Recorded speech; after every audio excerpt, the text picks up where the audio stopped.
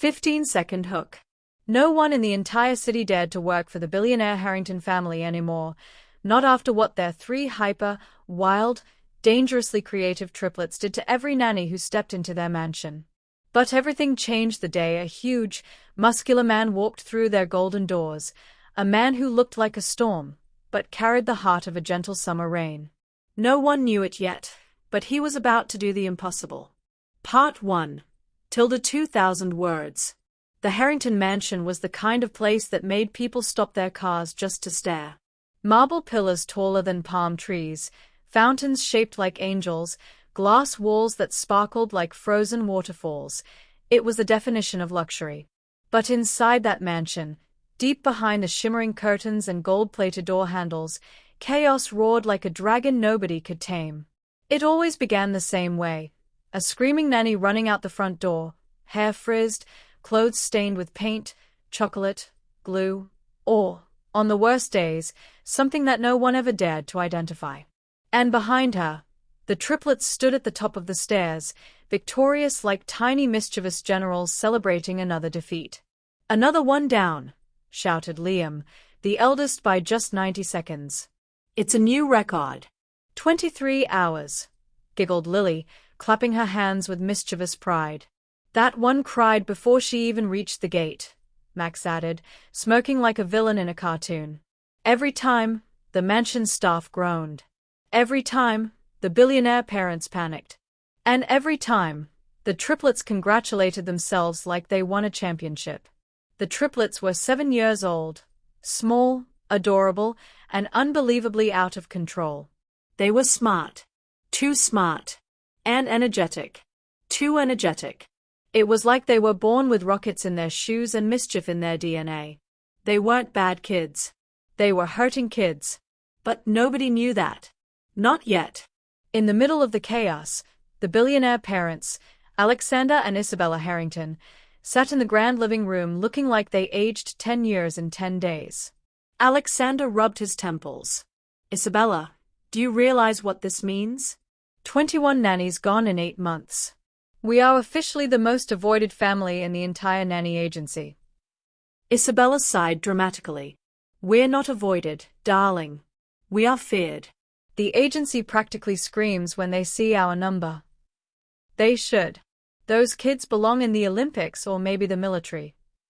Alexander groaned. "They are too much for anyone." The staff nodded in agreement like they were at church listening to gospel truth. The children, not far away, eavesdropped with wide mischievous eyes. "We're famous," Max whispered proudly. Lily smirked. "We're legends." Liam threw his arms up in triumph. "We're unstoppable." But everything changed the next morning. A black SUV rolled up the driveway. Not the usual nanny car. Nope. This was big. Serious. Heavy-looking. A vehicle that belonged to someone who didn't run from children but probably from criminals. The butler, Mr. Rhodes, straightened his suit, cleared his throat, and announced with dramatic hesitation, "The new nanny has arrived." The mansion staff froze. The triplets peeked around the corner. Alexander and Isabella exchanged horrified looks, whispering prayers. And then, he stepped out. A man. A huge man. A mountain disguised as a human. Broad shoulders. Arms thicker than most people's legs. Tattoos trailing down his muscular forearms. A jaw carved like stone. Dark hair, dark eyes, and a stride that made the ground look scared of him. The air went silent. Even the birds outside seemed to pause mid-flight. Isabella whispered under her breath, "Dear Lord, did the agency send us a bodyguard?" Alexander blinked. "Or a wrestler. A gigantic wrestler." But Mr. Rhodes checked his papers. "His name is Ethan Cole, sir. And he is, in fact, a certified nanny." The parents stared. "You're joking," Alexander said. "He looks like he bench presses refrigerators," Isabella whispered. Behind them, the triplets' jaws hung open. Max whispered, "Is he a superhero?" Liam shook his head. "No, superheroes are smaller." Lily hid behind her brothers. "He's gonna eat us." Ethan spoke before anyone else could. His voice was deep, calm, smooth. A voice that rumbled like distant thunder but somehow sounded safe. "Good morning. I hear you need a nanny." Even speaking those 6 words made the entire room straighten like soldiers being inspected. Isabella tried to smile. Well, yes. "But dear, are you sure you're in the right profession? You look like you break walls for a living." Ethan smiled, just slightly. And suddenly, the terrifying giant turned gentle. "I work with children," he said simply. "All kinds. Including the ones everyone else gives up on." The parents exchanged hopeful glances. The triplets exchanged horrified ones. Ethan knelt to the kids' level, and his voice softened even more. "You 3 must be Liam, Lily, and Maximum." The triplets did not respond. They stared at him like he was a dragon whose mood they weren't sure about yet. Ethan didn't flinch. He didn't act frustrated. He didn't do what most nannies did, attempt baby talk. Instead, he said calmly, "It's all right. You don't need to impress me. I'm not here to control you. I'm here to understand you." The triplets blinked. That was new. No adult ever said that before. Liam crossed his arms, suspicious. "You're not scared of us?" Ethan chuckled softly. "Should I be?" Lily pointed dramatically at the ceiling. "We tied the last nanny to a chandelier." Ethan nodded. "Creative." Max frowned. "We also flooded the bathroom. Twice." Ethan shrugged. "Happens." Liam narrowed his eyes. "We put glue on the toilet seat." This time Ethan actually grinned. "That one's on my list of classics." The triplets froze. Their tricks didn't scare him? Impossible. Ethan stood slowly, towering over everyone but somehow giving off a warm, safe aura. "Here are my rules," he said gently. "Only 3. The kids braced themselves. 1. You don't have to like me right away." That surprised them. 2. I will never yell. But I will always expect respect. The triplets tilted their heads. And 3. Ethan looked at them with a soft but unshakable gaze. "Nothing you do will make me leave." Lily's eyes widened. Max swallowed. Liam's suspicious grin faded. Nobody ever said that before. Not one nanny. Not one teacher. Not even their parents. Ethan gave them a moment to absorb the words, then added, "Now, shall we start the day?" The triplets exchanged looks. Then identical evil smiles spread across their faces. "Challenge accepted." Liam shouted first. "Operation Destroy the Giant." Max added, "Let's see how long he lasts." Lily whispered, "Let's end him by lunchtime."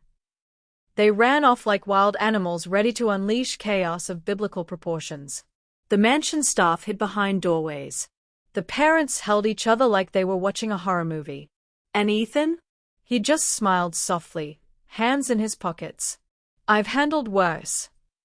What followed was a morning of traps, tricks, sabotage, loud screaming, spilled paint, tripped alarms, soap-covered floors, and flying food. But Ethan did not yell. He did not panic. He did not quit. He dodged a falling bucket without blinking. He caught a flying cupcake midair like he'd trained for it. He placed towels on a slippery floor before the kids could fall themselves. He even diffused a mushroom cloud-level glitter explosion with one hand. Every reaction was calm. Every move was precise. Every word he spoke was patient. And for the first time, the triplets didn't know what to do. This man wasn't breaking. He wasn't scared. He wasn't running.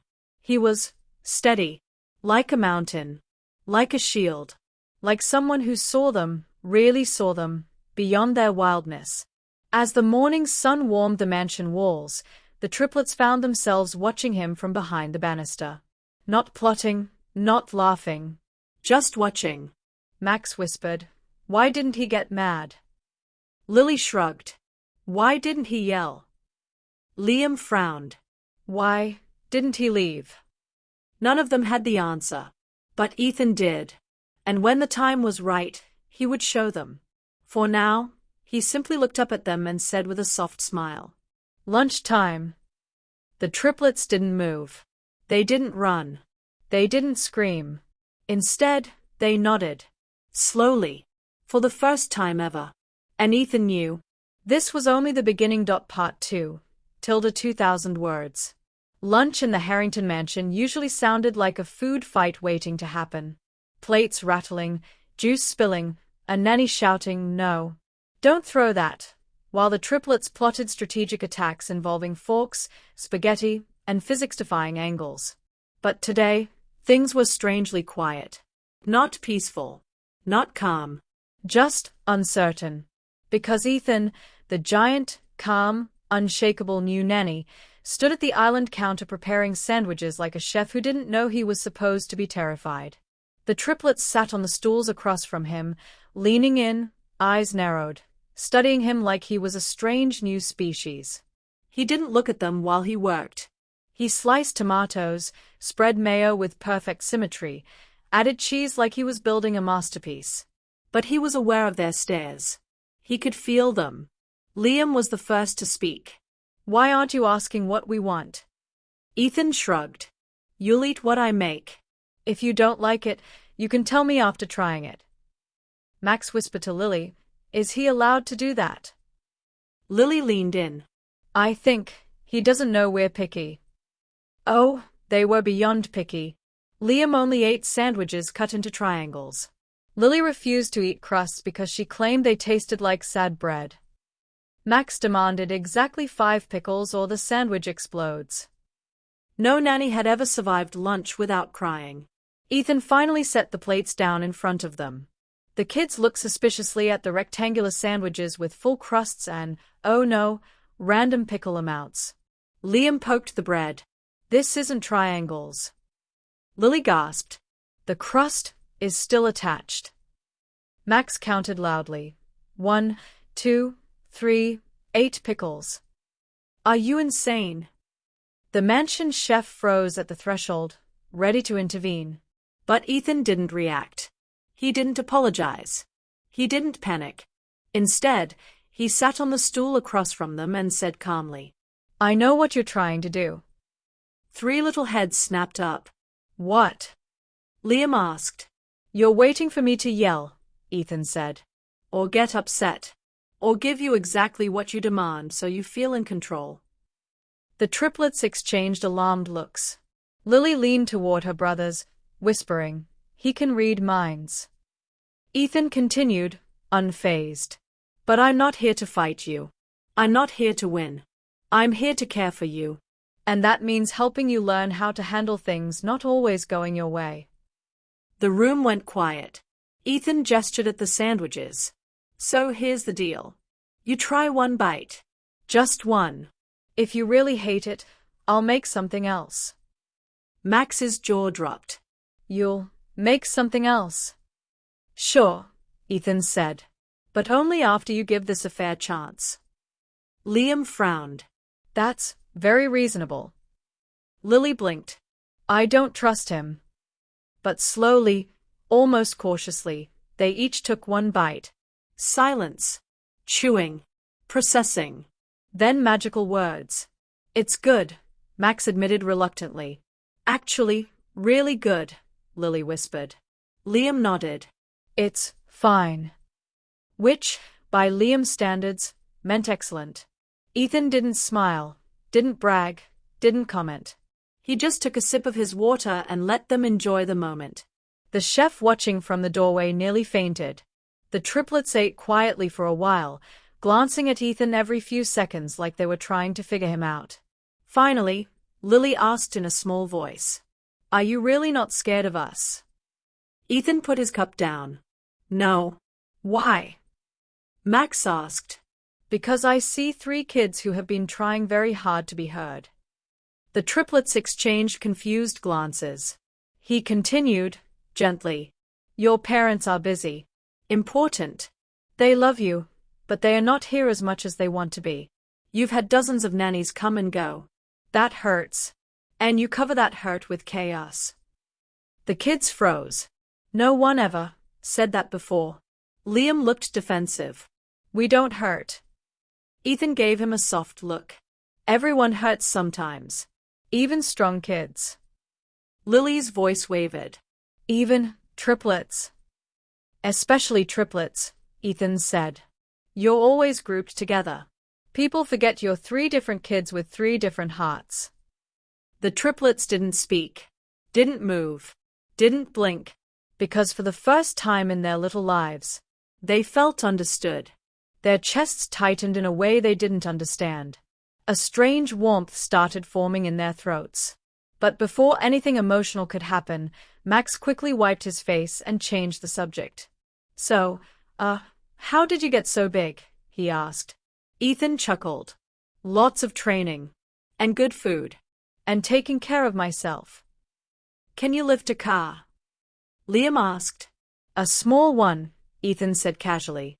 Can you beat a lion in a fight? Lily asked. No, Ethan said firmly.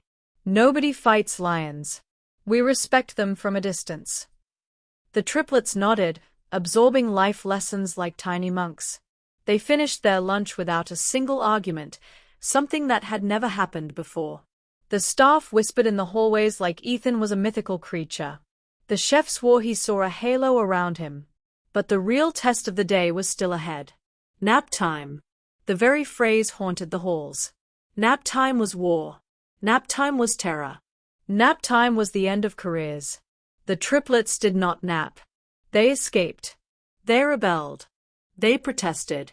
They invented excuses that could win Oscars. My pillow is too loud. The sun is staring at me. My socks are itchy. My thoughts are too fast. I think the bed is haunted. Ethan followed them to the grand nursery, a massive room with 3 beds, 3 night lights, and enough toys to fill a small store. The kids stood defiantly at the doorway. Liam folded his arms. We don't nap. Max nodded. Never. Lily huffed. We boycott naps. Ethan leaned against the doorframe. Okay. The triplets blinked. Okay. Liam repeated. You don't have to nap, Ethan said calmly. Max squinted. Is this reverse psychology? Ethan shrugged. If you don't want to nap, you don't nap. But you do need quiet time. Lily raised a hand. Define quiet time. No running. No jumping. No yelling, Ethan said. You can read, draw, build something with blocks, or stare dramatically out the window. Your choice. The kids exchanged uncertain looks. This was new. Liam asked, and you're not gonna fight us? Nope. Max tilted his head. You're not gonna threaten us? Nope. Lily narrowed her eyes. You're not gonna bribe us? Ethan chuckled. No. Something about his confidence was calming, and confusing, and strangely trustworthy. So, for the first time ever, the triplets walked into the nursery during nap time without a battle. Liam grabbed his book about sharks. Lily took her sketchbook. Max built a miniature Eiffel Tower out of wooden blocks. Ethan sat on a nearby chair, not hovering or commanding, just present. Within minutes, something miraculous happened. Max's eyelids drooped. Lily yawned like a kitten. Liam's shark book lowered as his head bobbed forward. And slowly, one by one, the triplets fell asleep. Not from force. Not from exhaustion after chaos. But from comfort. From safety. From the presence of someone who made silence feel warm instead of scary. Ethan watched them with a soft expression. Something in his chest tightened, something familiar, something tender. He gently adjusted their blankets, careful not to wake them. Then something unexpected happened. Isabella Harrington walked in. She froze mid-step. Her mouth fell open. Her eyes widened with disbelief. Oh my goodness, they are asleep. Tears formed in her eyes. They haven't napped in months. They haven't rested. Ethan stood, quiet and respectful. They were tired. They just needed space to feel safe. Alexander appeared right behind her, jaw dropping as he saw the scene. Our kids? Sleeping? During the day? without tying someone to a ceiling fan first. Isabella elbowed him lightly, but she was crying. Quiet, grateful tears. Ethan, she whispered, I don't know how you did this, but thank you. He simply nodded. It's my job. She shook her head. No. This is more than a job. This is a miracle. But Ethan didn't see it as a miracle. He saw 3 hurting children finally letting their guards down. And that was enough. The rest of the afternoon went smoothly. The triplets woke up calmer, softer, almost shy around Ethan. They didn't know how to act around someone who didn't fear them, or try to control them. They followed him around the mansion quietly, observing him like ducklings trailing a much larger, much more muscular mother duck. During playtime, Ethan sat with them and built a tower of blocks, one taller than Max. He let Lily braid part of his hair, even though her small fingers kept tangling it. He listened patiently as Liam listed every known species of shark. It was peaceful. It was surreal. It was the first good day the Harrington family had in a very long time. But as evening approached, the triplets gathered secretly behind the staircase. Eyes wide. Voices hushed. Minds racing. Guys, Max whispered. I think. I like him. Lily nodded urgently. He's nice. Liam frowned. Too nice. Suspiciously nice. They leaned in together. I think we should test him, Liam whispered. Lily gasped. The ultimate test. Max grinned. The one no nanny survives. Liam nodded seriously. Yes. Tonight, we launch Operation Midnight. They placed their hands in the center. 3 tiny hands. One giant plan. Because if Ethan was truly unshakable, tonight would prove it. And none of them had any idea how dangerous the test would become. Part 3. 2000 words. Night fell over the Harrington mansion like a velvet curtain sprinkled with silver. The chandeliers dimmed, the staff retired to their quarters, and the long hallways grew still. From the outside, the mansion looked peaceful, a glowing castle resting quietly under the moonlit sky. But inside, 3 small shadows moved with stealth rivaling trained spies. Liam, Lily, Max. Dressed in all-black pajamas, tiptoeing with exaggerated caution, whispering like they were performing a secret mission for the FBI. Is the walkie-talkie on? Liam whispered, tapping the toy clip to his shirt. Lily nodded. Yes. But stop tapping it, you sound like a chipmunk in a tin can. Max crawled across the floor dramatically. Operation Midnight begins in 3, 2. Lily grabbed him by the collar. Not here, you doofus. He'll hear you. The triplets huddled behind a marble column, eyes darting around to make sure Ethan wasn't silently lurking like a giant shadow. Because that was the thing about Ethan. He was quiet. Shockingly quiet for a man his size. He appeared in rooms without warning, moved like a trained professional, and somehow always knew when the kids were planning something. But tonight, the triplets were determined to outsmart him. This mission, the ultimate test, was designed to break even the strongest nanny candidate. It required bravery, imagination, and absolute chaos. The kids crawled, tiptoed, whispered, stalked, and scrambled their way to their playroom, where they had secretly prepared their plan earlier. Once inside, Lily closed the door quietly behind them. Okay, Liam said, pulling out a small notepad with a hand-drawn blueprint. This is the operation. The goal, test if Ethan is truly unbreakable. Max nodded solemnly. We will discover if he's a human or a superhero. Lily pointed dramatically at the plan. Phase 1, the scare. Phase 2, the mess. Phase 3, Liam said with dark satisfaction, the fake emergency. Max held his breath. The scariest of all. The siblings placed their hands together in the center one more time.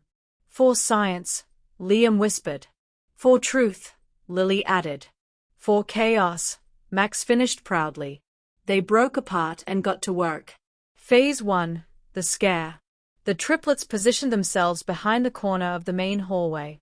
They had prepared masks, creepy Halloween masks that glowed in the dark. Liam wore the vampire, Lily wore the glowing skeleton, and Max chose the clown that even he was scared of. They waited in the shadows. And waited. And waited. At last, Ethan appeared, walking down the hall with a flashlight as he did his nightly check. The giant didn't stump or clump around. He walked with a steady silence that somehow made him scarier and calmer at the same time. Liam whispered, "On my mark." Lily gripped her mask. Max trembled with excitement. 3, 2, 1. They jumped out. Rah! Ethan looked up, paused. Blink, blink. And then he said, in the calmest voice alive, "Nice masks." The triplets froze mid-growl. Lily removed her mask. "You're not scared?" Max pointed at the clown face. "Not even this." Ethan smiled softly. "I've met real clowns. They are much scarier." The kids looked at each other. Phase 1, failed. Time for Phase 2. Phase 2, the mess. The triplets rushed into the kitchen with Ethan following at a normal walking pace. They scrambled for supplies: flour, maple syrup, sprinkles, slime, glitter, and leftover mashed potatoes. Ethan watched them with patient curiosity. Liam whispered, "He thinks we're making cookies." Lily cackled quietly. "Oh, he'll see." Max grabbed the bowls. "Let chaos reign." Within seconds, a flour explosion hit the ceiling like a white cloud. Syrup dripped down the fridge. Glitter coated every square inch of counter space. Slime oozed across the floor like radioactive goo. Mashed potatoes flew through the air like snowballs. It was the mess to end all messes. It was the kind of mess that would make a janitor faint and a nanny quit instantly. The triplets stood triumphantly amidst the disaster. Liam folded his arms. "He's done for." Lily grinned. "He's gonna yell." Max waited for the meltdown. Ethan looked around slowly, took a breath, and said, "Okay. Everyone grab a towel." The kids blinked. Liam stepped back. "No yelling." "Nope," Ethan said. Lily frowned. "No threatening to call Mom and Dad." "Nope." Max raised a hand. "No emotional breakdown." Ethan shook his head. "Not today." Then he rolled up his sleeves. And the triplets watched in awe as the muscle giant kneeled and began cleaning the slime with efficient, calm movements, showing them how to wipe, how to scrub, how to work together. He didn't get angry. He didn't even sigh dramatically. He just taught. Liam whispered to his siblings, "Is he cleaning with us?" Lily's jaw dropped. "Like a teammate?" Max whispered, "Maybe he's broken inside." But as they cleaned beside him, something strange happened. They felt proud. They'd never cleaned up their messes before. They usually made chaos and left the damage behind. But Ethan made the cleanup feel like teamwork. When they finished, the triplets stared at him with confused admiration. Ethan stood, ruffled their hair, and said, "Good job." "Now, what's Phase 3? The kids stiffened. "How did he?" What Phase 3? Liam stuttered. Ethan smiled knowingly. "You're planning something big." "I can tell." The kids exchanged terrified looks. But they didn't admit anything. Not yet. Because Phase 3 was already in motion. Phase 3, the fake emergency. The triplets had set it up earlier. A recording of Max pretending to cry for help, hidden behind the indoor garden area. They planned to play it, make Ethan panic, then reveal it was fake to see if he would finally reach his breaking point. They sneaked away while Ethan finished wiping down the counters. Lily whispered, "This is it. This will finally shake him." Max held the tiny remote control. "Okay, ready." Liam nodded. "Play it." Max pressed the button. A loud, heartbreaking cry echoed through the mansion. "Help. I'm stuck. I can't move." The triplets hid behind the garden wall, eager to see Ethan's reaction. But they didn't expect what happened next. Ethan heard it and instantly sprinted. Not walked. Not jogged. Sprinted. Like a trained soldier responding to danger. His footsteps thundered down the hallway. His voice echoed sharply. Max. Max. Where are you? The triplets stared, shocked. They'd never seen an adult run for them like that, with genuine panic, with instinct, with heart. Ethan reached the garden, scanning desperately. Max. Talk to me. Where are you? Liam suddenly felt guilt swelling in his chest. Lily bit her lip, worry replacing excitement. Max lowered the remote, hands trembling. This wasn't funny anymore. They stepped out from behind the bushes. Ethan, wait, we're here. Ethan froze. His breath was heavy. His eyes flashed with fear, then relief, then something stern and disappointed that none of them had seen before. You three, he said quietly. That was not okay. The triplets lowered their heads. Ethan, Liam whispered. We didn't. That scared me, Ethan said, voice trembling just slightly. Really scared me. Lily felt her throat tighten. We didn't know it would. You don't play with danger, Ethan said firmly. Fake emergencies, fake cries, you don't do that. Ever. Max's voice cracked. We just wanted to see if you'd really try to help. Ethan softened instantly. He knelt, lowering himself to their level. Of course I would help. I'll always help. But making me think one of you was hurt, don't ever do that again. Tears welled in Lily's eyes.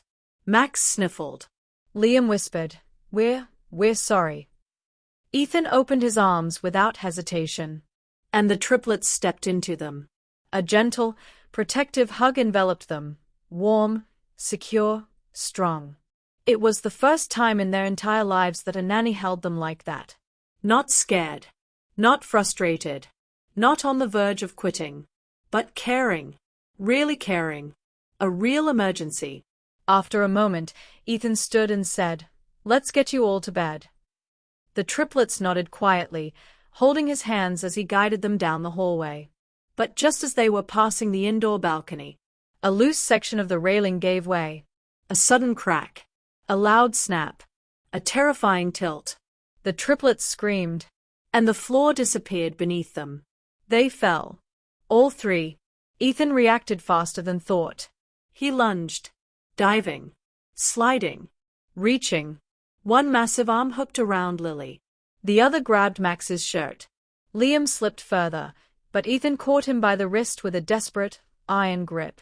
His muscles strained. His body shook from the weight. But he held them. All three. Dangling above a 15-foot drop. Hold on. Ethan shouted, voice fierce with protective terror. The triplets screamed, clinging to his arms with everything they had. Liam cried, Ethan, don't let go. Never. Ethan roared. He pulled. Every muscle flexed. Every tendon strained. Every nerve burned. And with a roar of effort, he hauled all three children back to safety. They collapsed on the carpet, trembling. And the triplets broke. Really broke. They sobbed, uncontrolled, shaking, terrified, but safe in Ethan's arms. He held them close, brushing their hair, whispering, You're safe. You're okay. I've got you. I've always got you. The children clung to him like he was the only solid thing in the world. Because in that moment, he was. And the triplets finally understood. Ethan wasn't just the strongest nanny. He was the first adult in their lives who truly loved them enough to risk everything. Part 4. The morning after Daniel's quiet victory felt strangely calm, almost suspiciously so. The mansion, usually echoing with shrieks, arguments, and the constant rhythm of tiny footsteps running across expensive marble, seemed to hold its breath. Even the sunlight filtering through the vast glass windows felt gentler, as if the whole world were waiting to see what would happen next. Daniel knew the silence was a trap. He walked down the hallway with a mug of coffee the size of a soup bowl, his massive frame casting a soft shadow on the pristine floor. He kept glancing left and right, listening, The house was never still. Not with the triplets awake. He paused near the playroom door and slowly pushed it open. Empty. That was a bad sign. He went to the library. Empty. Even worse. He moved toward the kitchen, cautiously, as if expecting an ambush. And then, splash. A huge burst of cold water hit him straight in the face. He froze. The triplets burst out from behind the kitchen island in explosive laughter. He looks like a wet bear. Luca shouted, falling to the floor laughing. He didn't even move. Noah added, clutching his stomach. Mia, holding a bright neon water gun twice the size of her arm, giggled. We got him good. A puddle formed around Daniel's feet, his t-shirt drenched and sticking to the outline of his chest like a second skin. His eyebrows dripped water. For a moment, nobody breathed. Then Daniel slowly wiped his face with his palm, exhaled deeply, and said with complete seriousness, You missed a spot. The kid's jaws dropped. And then, he grabbed the sink hose and unleashed a spray that shot across the room like a fire hydrant. The triplets screamed with delight and darted in every direction, slipping, laughing, shouting, dodging, hiding, reappearing, and shooting tiny water guns at him in retaliation. Water balloons emerged from nowhere. Somebody, likely Luca, dumped an entire bucket over Daniel's head. The kitchen staff watched from the hallway in horror and fascination as pure chaos consumed the most expensive kitchen in the city. Within minutes the room looked like a hurricane had danced with a water park. Daniel held up a hand, panting theatrically. All right. Time. I surrender before I drown. Mia, soaked and breathing fast, crossed her arms. So you're giving up? No, he replied. I'm regrouping. She tried not to smile. Noah shook water from his hair. You're not mad. Daniel glanced around at the disaster. Water on the ceiling, fruit floating inside a pot, flour somehow mixed with water to form a paste on the counter. Oh, I'm definitely mad, he said with a grin. Mad that you didn't invite me earlier. The kids stared at him. Then they exploded into laughter again. But under that laughter, something else was growing. Something warm. Something Daniel had been carefully nurturing with each patient conversation, gentle correction, and moment of shared mischief. Trust.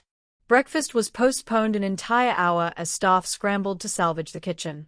Daniel guided the kids upstairs to dry off, and as he helped Noah tame his wild hair, the boy said quietly, You know, usually the nannies yell. Daniel paused. Do you like being yelled at? No. Then why do you do things that make adults yell? Noah didn't answer at first. Then he mumbled, 'Cause it's funny, and because it's the only time they pay attention. Daniel's chest tightened. He looked at the boy through the mirror. Hey, he said gently. I see you. Even when you're quiet.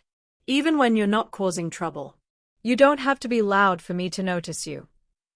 Noah blinked hard, looking away. Daniel pretended he didn't notice the shine in the boy's eyes. Later that afternoon, the parents, Evelyn and Adrian, stood in the living room staring at Daniel with a mixture of disbelief and amusement. He was recounting the kitchen flood event, as he called it, using dramatic hand gestures that made the kids giggle while hiding behind furniture. We truly don't know how you're still alive, Evelyn said. Daniel smiled. Occupational hazard. Adrian smirked. Or maybe you're just insane. The triplets popped out from behind the couch. He started it. Luca shouted. He sprayed us first. Mia protested. He cheated. Noah added. Daniel placed a hand over his heart. I am wounded by these false accusations. The parents watched the exchange closely. Something had shifted. Something subtle but powerful. Their kids weren't treating Daniel like a target or an obstacle. They were treating him like someone who belonged. The real test came in the evening. The triplets had a rule, an unspoken one, but ironclad. Bedtime was war. No nanny had ever won. Not once. They climbed furniture, ran down hallways, hid under beds, pretended to be injured, cried fake tears, or suddenly remembered vital homework that didn't exist. But Daniel took a different approach. He sat cross-legged on the carpet and said, "If you get into pajamas in 5 minutes, I will read you a story." All three froze. Mia frowned. What kind of story? The kind that scares you, but also makes you laugh. And maybe a little adventure. Luca narrowed his eyes. Is there violence? A little. Monsters? Noah asked. Definitely. Do the monsters lose? Mia asked quietly. Daniel's voice softened. Only if the heroes fight together. The kids exchanged glances. And then, they bolted to their rooms, yelling, "Pajamas! Pajamas! Pajamas!" Daniel stared, stunned. Heh. That actually worked. Within minutes they gathered around him on the carpet, wrapped in blankets like tiny burritos, their hair still a bit damp from the earlier chaos. He started the story. His voice dropped low, steady, rhythmic.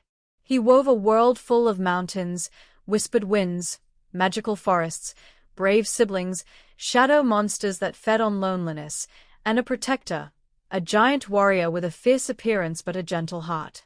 The triplets listened in rapt silence. Mia leaned against his arm, eyelids heavy. Noah rested his head on Daniel's thigh. Luca fought sleep the longest, but nature eventually won. One by one, they drifted off, their breathing slow and peaceful. Daniel carefully lifted each child and placed them in bed. He tucked the blankets around them with surprising tenderness, brushing a stray curl away from Mia's forehead. He whispered, "Good night, little warriors." He stepped out quietly and found Evelyn silently watching from the hallway, a hand pressed to her mouth. Her eyes shimmered. "He's been struggling to sleep for months," she whispered, nodding toward Noah's door. "Nightmares." Daniel frowned. "Nightmares about what?" Evelyn looked down. "Losing us. We travel a lot for work, too much. And the kids feel it." Daniel nodded slowly. Kids don't misbehave for no reason. They misbehave because something inside them needs attention. Evelyn brushed away a tear. "You see things other people don't." Daniel replied softly, "You just have to look long enough." She took a shaky breath. "Thank you." He placed a reassuring hand on her shoulder. They just needed someone to listen. But the peace didn't last. The next day, right before lunch, chaos erupted again. This time, it wasn't playful. This time, it was real. Daniel heard the first scream from the upstairs hallway, high, sharp, terrified. He sprinted so hard the floor shook beneath him. "Daniel!" Mia's voice shrieked from the balcony. He reached the staircase in seconds, heart pounding. Mia was leaning dangerously over the railing, tears streaming down her face. Noah tried to climb down the trellis outside the window. Luca went after him. "Daniel, they are stuck. They are stuck." Daniel's blood ran cold. He bolted into the nearest bedroom, threw open the window, and saw them. Noah dangling halfway down the vine-covered trellis, gripping weakly, feet slipping on the decorative stone. Luca was a few feet above him, clinging to the window frame with one hand, reaching down with the other. "Noah, hold on." Luca cried. "I can't. I'm slipping." Daniel's voice boomed loud enough to shake leaves from branches. "Don't move." Both boys froze, eyes wide. Daniel leaned out the window, assessing distances. Too far to grab them from here. The trellis looked fragile. One wrong move and he didn't hesitate. He leaped out the window. Mia screamed behind him, but his hands caught the edge of the roof gutter.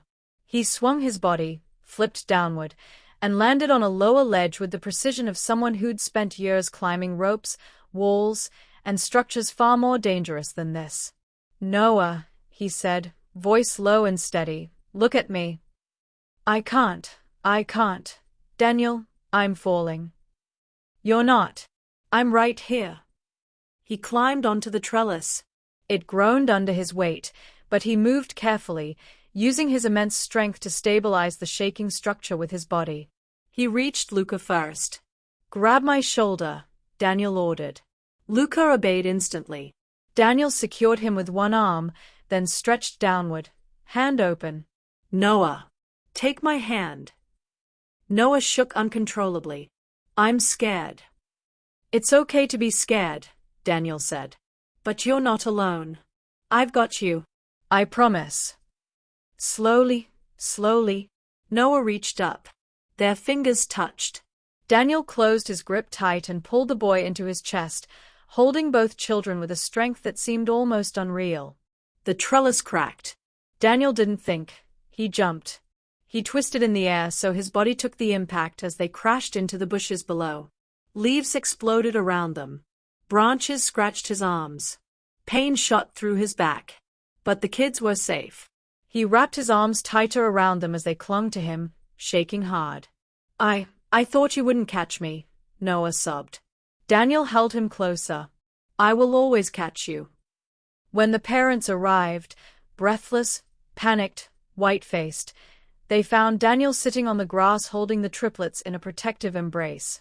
Evelyn fell to her knees and pulled the kids into her arms, crying so hard she could barely speak. Adrian's voice cracked as he said, "You saved our boys, you saved our children." Daniel, scratched up and breathing heavily, simply nodded. "I'm just glad they are okay," he whispered. Evelyn looked at him, really looked, and said with trembling sincerity, "You're not just their nanny. Your family." Part 5. The ambulance left after confirming what Daniel already knew. The triplets were physically fine, just shaken, scratched, and clinging to him like ivy to a tree. The entire household buzzed with panic and relief, staff whispering prayers under their breath as the adrenaline slowly drained from the air. But Daniel couldn't relax. Not yet. Because he could still hear Noah's trembling voice replaying in his mind. "I thought you wouldn't catch me." Those words burned more than any of the scratches on his skin. As the sun dipped below the horizon, washing the mansion lawn in gold and shadow, Daniel walked the children inside, one under each arm, their little fingers clutching fistfuls of his shirt. Mia held his hand so tightly her knuckles were white. Inside, the living room was quiet, too quiet. Adrian and Evelyn stood waiting. Their faces were pale, their eyes red. They had aged 10 years in one afternoon. But before the parents could speak, Luca stepped forward. We didn't mean for it to happen," he whispered, staring at his shoes. "We were just trying to help Noah get his plane. It was stuck. We thought we could reach it." Noah sniffled. "I didn't want to call a grown-up. I thought you'd laugh. Or get mad."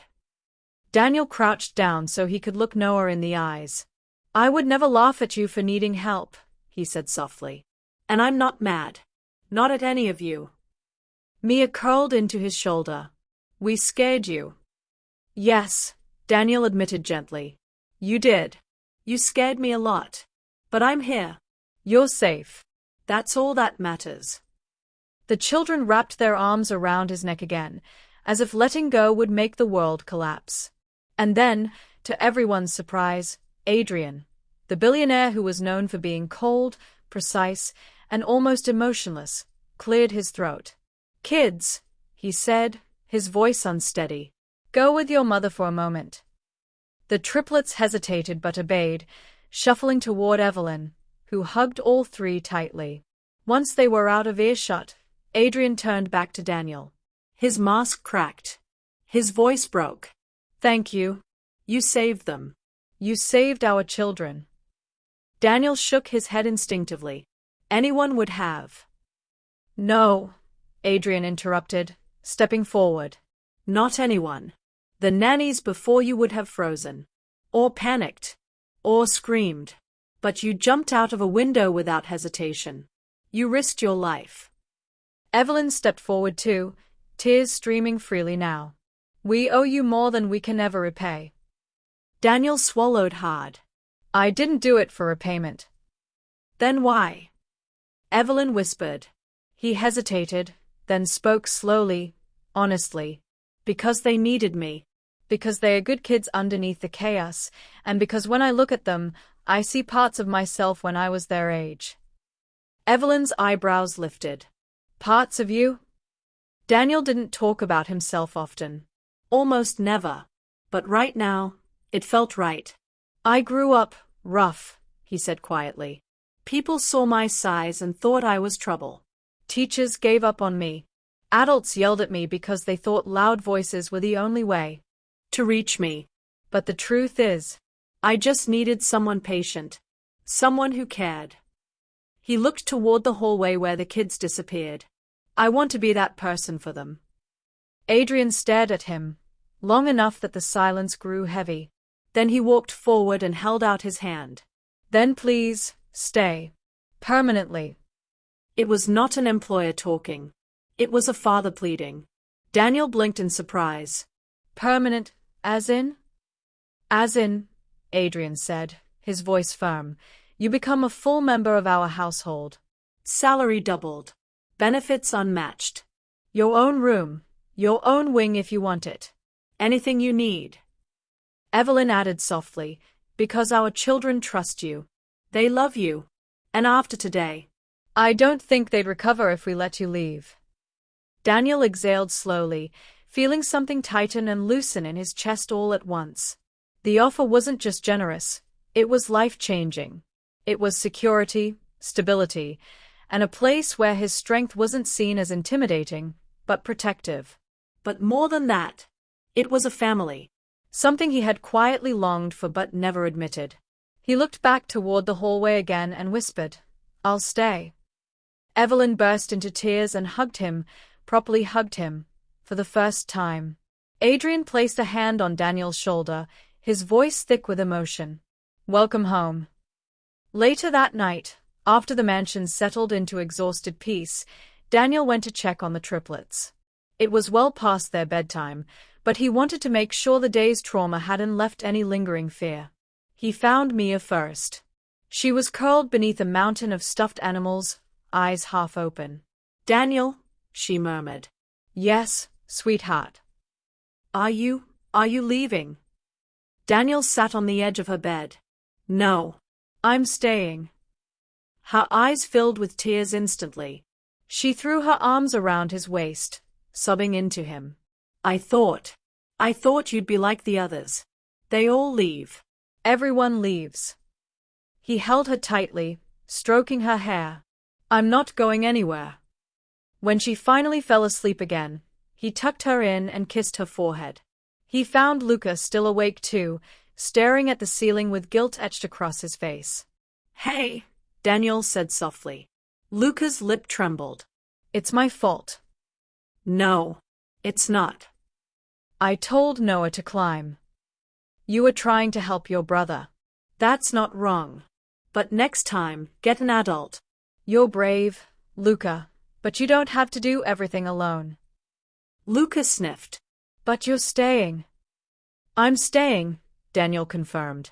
Luca exhaled shakily, a tiny smile forming before he closed his eyes.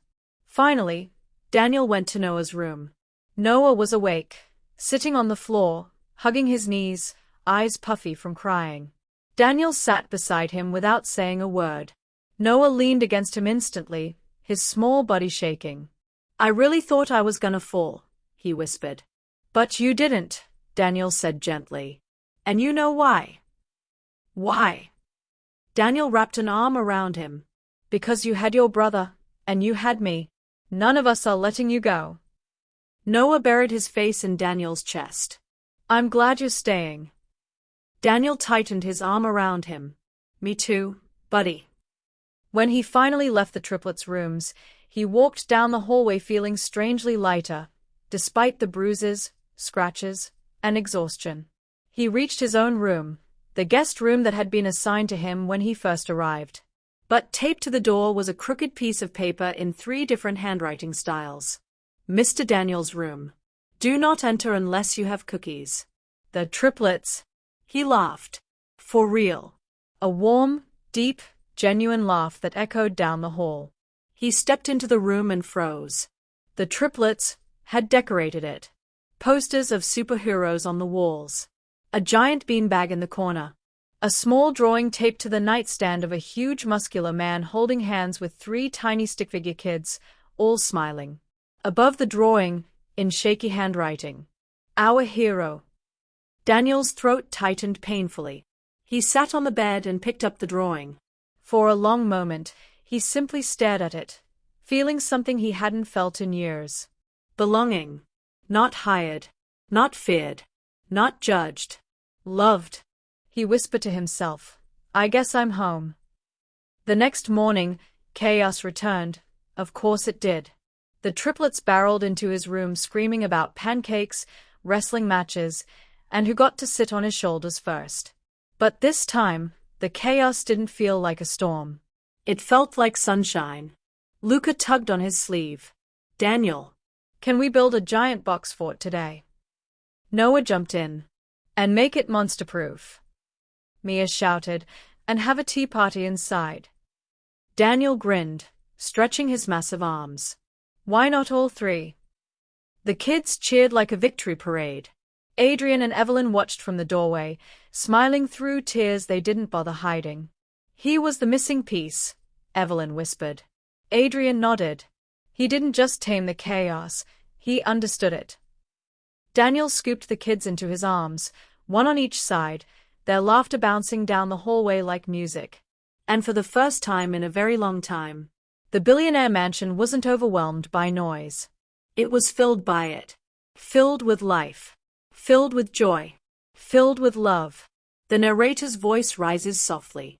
In the end, the triplets didn't need a nanny with perfect rules. They didn't need someone strict, or someone fancy, or someone who came from a flawless resume. They needed someone strong enough to catch them, and gentle enough to understand why they fell. And sometimes, the biggest heroes are the ones who hold chaos in their arms and call it family.outro.